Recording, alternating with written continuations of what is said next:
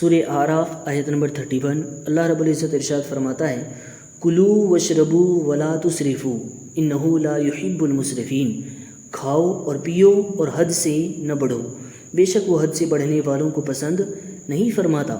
اس آیت کریمہ کی شان نزول یہ ہے، حضرت کلبی کا قول ہے کہ بنی عامر زمانہ حج میں اپنی خوراک بہت کم کر دیتے تھے اور گوشت اور چکنائی تو بالکل کھاتے ہی نہ تھے اور اس کو حج کی تعظیم جانتے تھے۔ مسلمانوں نے انہیں دیکھ کر عرض کیا یا رسول اللہ صلی اللہ تعالیٰ علیہ وسلم، ہمیں ایسا کرنے کا زیادہ حق ہے۔ اس پر یہ آیت کریمہ نازل ہوئی کہ کھاؤ اور پیو، گوشت ہو خواہ چکنائی ہو، اور فضول خرچی نہ کرو، اور اللہ فضول خرچی کرنے والوں کو پسند نہیں فرماتا۔ اور فضول خرچی یہ ہے کہ پیٹ بھر چکنے کے بعد، سیر ہو چکنے کے بعد بھی کھاتے رہو یا حرام کی پرواہ نہ کرو، اور یہ بھی فضول خرچی ہے کہ جو چیز اللہ تعالیٰ نے حرام نہیں کی اس کو حرام کر لو۔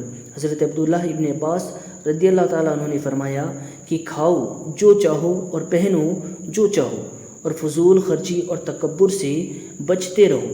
اس سے معلوم ہوا کہ محض ترک دنیا عبادت نہیں، ترک گناہ بھی عبادت ہے۔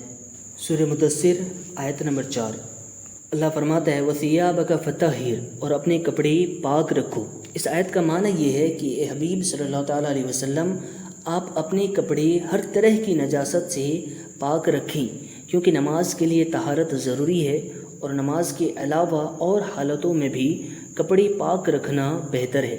دوسرا معنی یہ ہے کہ آپ کے کپڑے عربوں کے مطابق زیادہ لمبے نہ ہوں، کیونکہ بہت زیادہ لمبے ہونے کی وجہ سے چلنے پھرنے کے دوران کپڑے نجس ہونے کا احتمال رہتا ہے۔